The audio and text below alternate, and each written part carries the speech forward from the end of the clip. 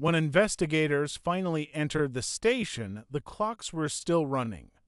The lights were still on. A meal was still warm on the table.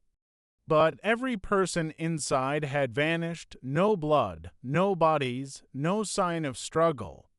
No distress signal strong enough to explain what happened.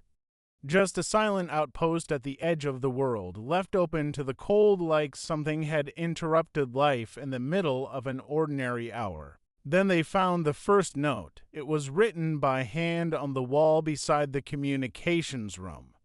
Only 4 words. It came up inside. There are places on Earth where silence feels older than history. Places where the wind never stops, where the sky turns white for weeks, and where human structures look temporary, weak, almost foolish against the scale around them. Remote stations are built to observe the unknown. Ice movement, seismic stress, atmospheric pressure.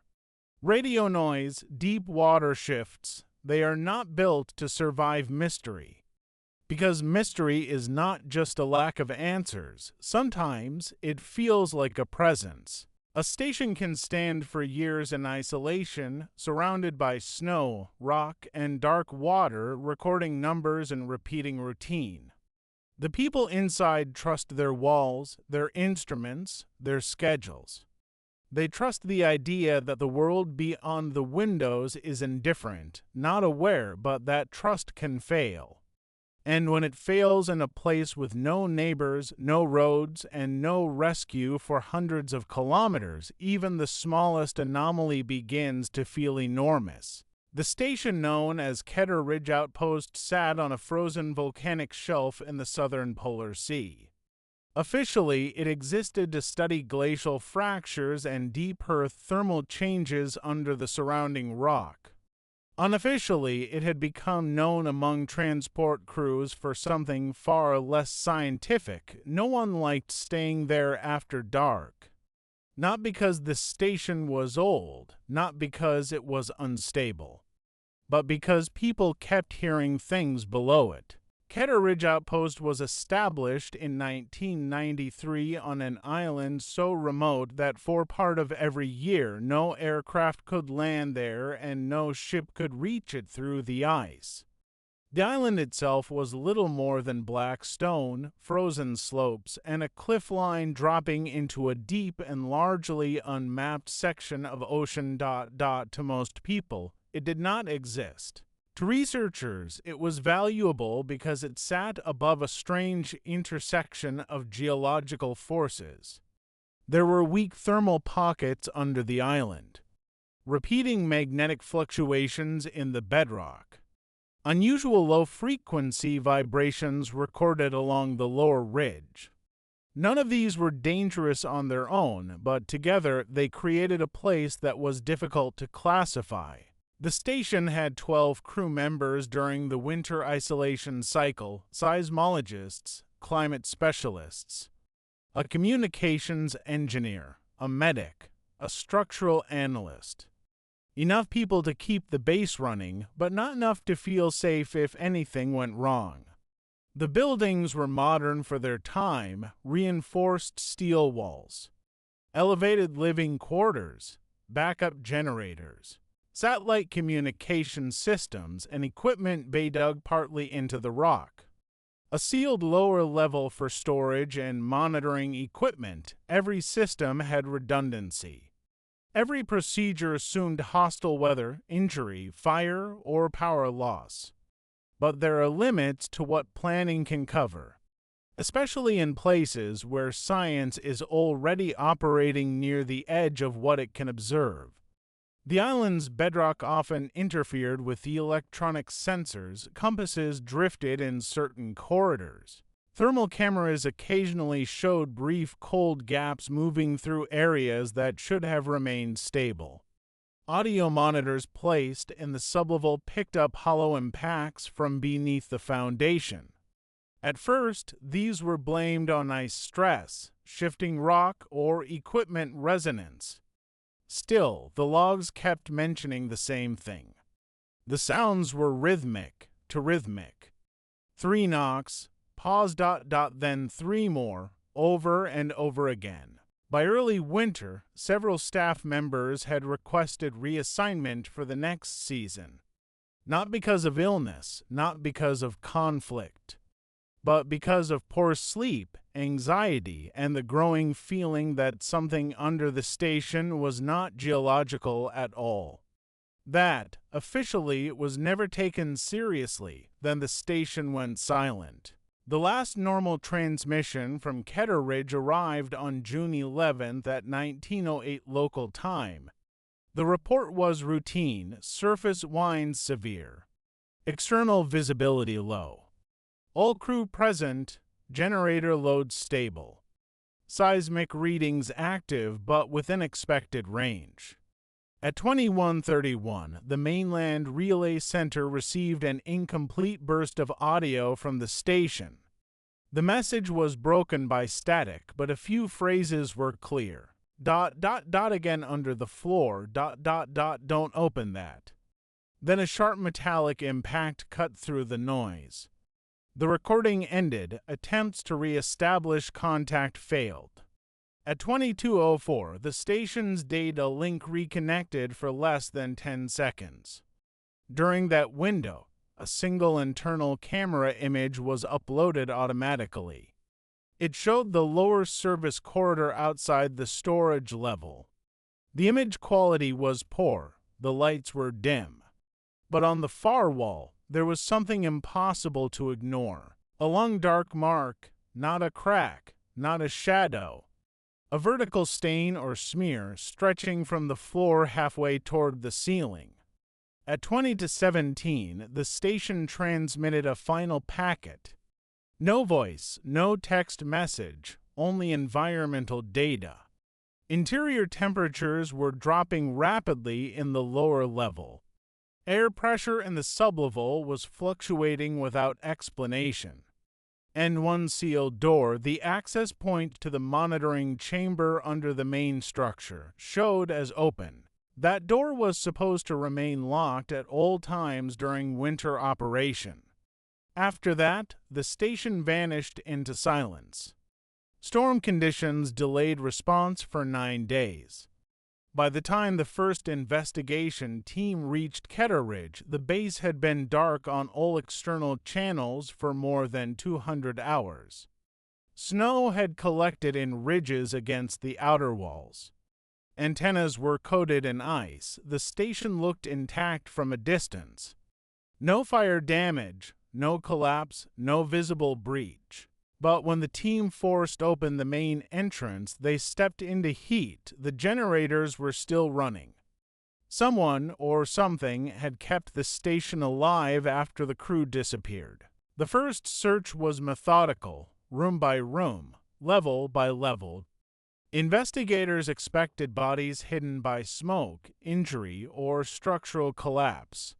They expected a technical accident, perhaps panic, perhaps a failed attempt to evacuate in poor visibility. Instead, they found interruption, beds unmade. A chess game abandoned mid-match. Medical notes left open on a desk. A mug shattered in the kitchen, but no sign of struggle around it. 3 parkas missing from the locker room, yet all snow vehicles remained parked outside, half buried but untouched. Emergency beacons were still in their cabinets. Survival kits were still sealed. The crew had not organized a departure. They had not prepared for weather exposure. They had not left in any way investigators could understand. The station's communications engineer began recovering internal logs while the rest of the team searched the lower levels. Almost immediately, inconsistencies appeared. The station clocks were wrong. Not uniformly, differently. The lab server was 9 minutes behind. The communications room clock was 47 minutes ahead. Two wristwatches found in separate sleeping quarters had both stopped, but at different times. The structural team then inspected the lower service corridors shown in the uploaded camera image. The dark smear on the wall was still there. It was not blood. It was a black mineral residue mixed with salt and fine metallic dust, as if something wet had touched the wall and dried there. The residue continued in faint traces along the floor toward the sealed monitoring chamber. The chamber door stood open. Inside, the air was colder than the rooms around it by nearly 12 degrees. And the sound began again, 3 knocks, pause, 3 more. Not from the walls this time, from below the floor grate in the center of the room. Investigators removed the grate expecting access to cabling or drainage. Instead, they found an older shaft cut directly into the rock. It was not listed on station blueprints. It did not match any construction records. The shaft descended steeply into darkness, lined with sections of concrete reinforcement far older than the station itself. Rusted brackets had been drilled into the walls decades earlier. Electrical conduit ran down one side, long dead and cracked open by age. Someone had already found this place before the outpost was built, and they had hidden it. The team lowered cameras first. The first feed failed after 7 meters. The second returned distorted images of a narrow stone passage and what looked like a sealed bulkhead door at the bottom. Not a natural formation, not a simple utility tunnel. Something engineered, buried under the station and forgotten on purpose. They brought in cutting equipment. That was when the recovered audio logs from the station took a darker turn. During the final 48 hours before contact was lost, nearly every microphone in the lower level had captured the same low-frequency vibration. It grew stronger at regular intervals, as if something deep in the shaft had activated in pulses. Crew voices in those recordings sounded exhausted, frightened, and confused. At one point, someone could be heard saying very clearly it is copying the pressure cycle. No one in the investigation team knew what that meant, not yet. As evidence accumulated, the station began to feel less like a missing persons case and more like a place that had been altered. The first clue came from the pressure data. The station's lower level had recorded tiny atmospheric changes every time the knocking began. Not enough for a human to notice, but enough for sensitive instruments.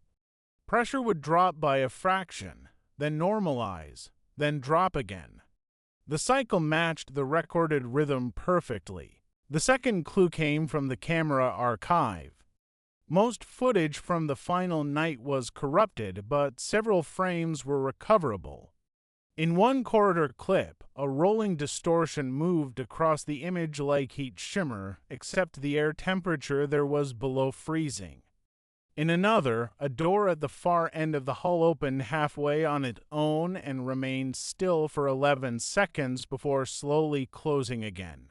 No person appeared in the frame. A more disturbing clue was found in the handwriting left behind. Notes were scattered across the station. Some were technical, some were frantic. One page from the communications desk had the same sentence written 23 times in increasingly unstable letters. It is using our timing. Another note, found in the medic's office, listed symptoms among several crew members, ringing in the ears. Sudden pressure, headaches, sense of movement while standing still.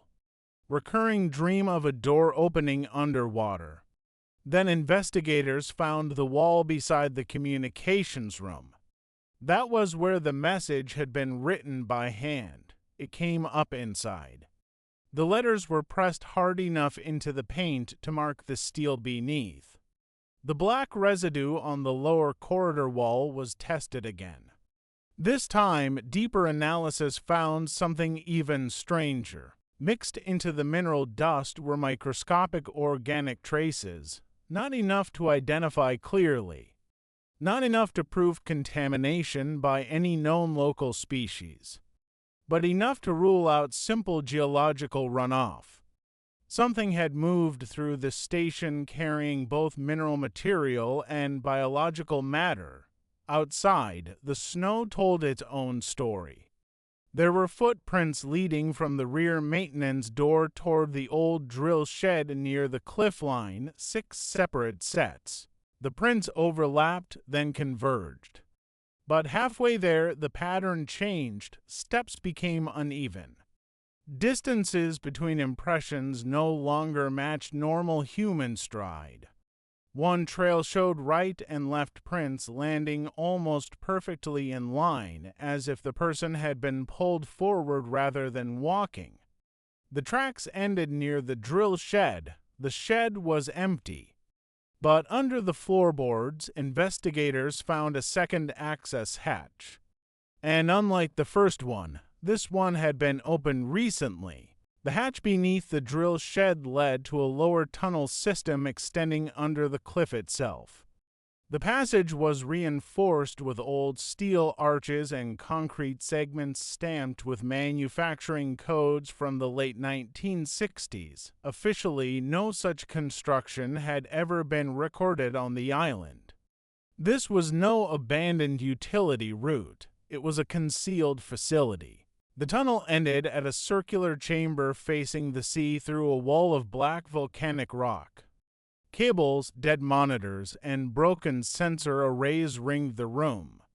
At the center stood a large metal frame built around a vertical opening in the stone, as if engineers decades earlier had tried to stabilize or study something already there.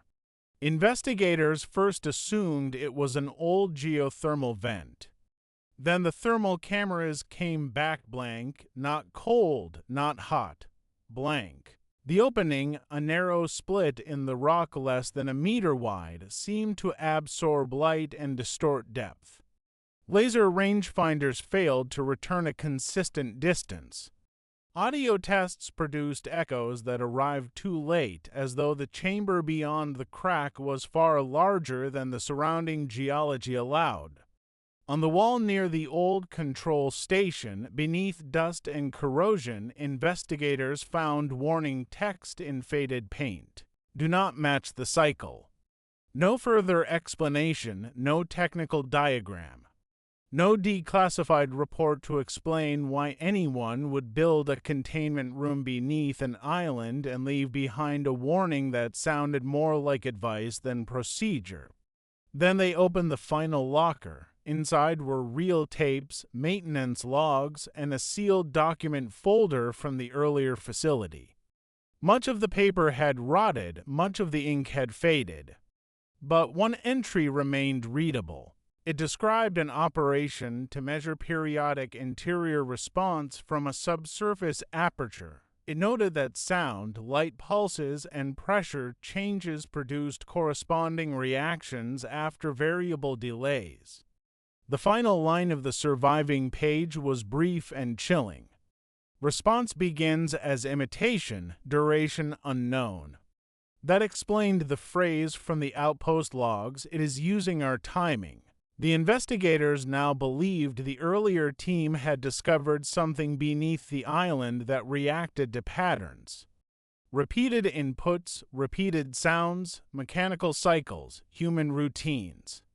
The 1993 station, unknowingly built over the buried facility, may have activated it again simply by operating normally above it. Shift changes, generator pulses, door cycles.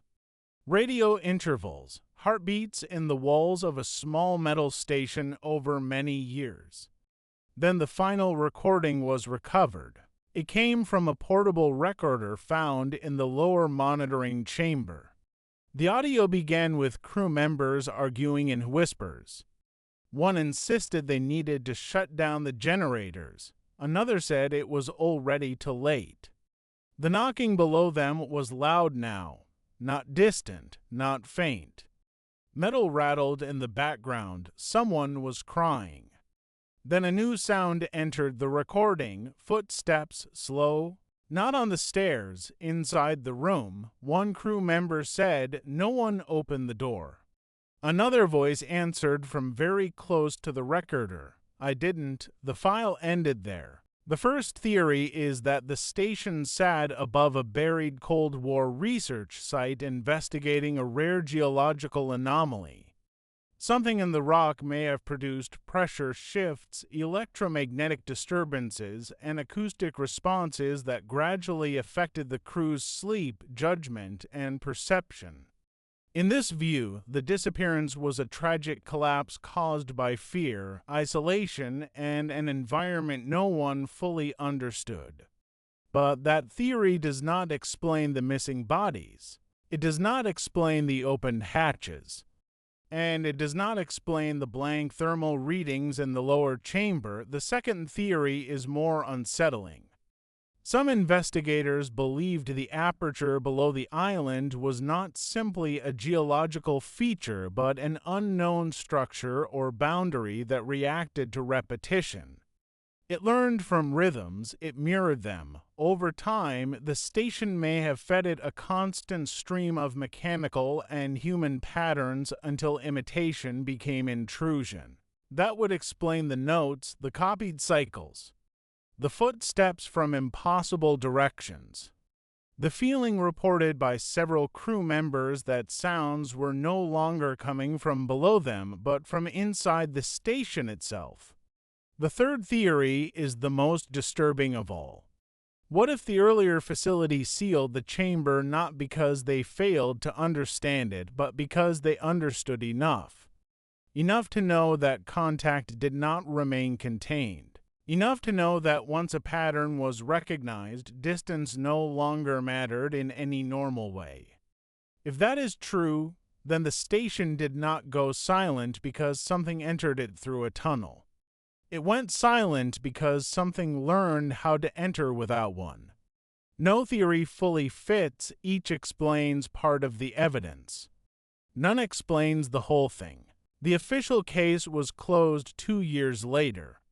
Keter Ridge Outpost was declared unsafe due to structural concerns and permanently abandoned. The buried facility beneath it was sealed again under military supervision. Public records were limited. Most of the recovered tapes were archived. Some were never released. No crew members were found.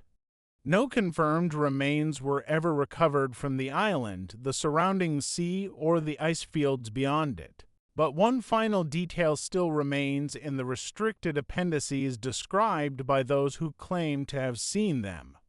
3 months after the investigation ended, a maintenance satellite passing over the island detected a brief transmission from the outpost's dead communications mast. Power should not have existed there. The base had already been dismantled. The message lasted only for seconds. There was no voice, only a burst of static and a sequence of sounds.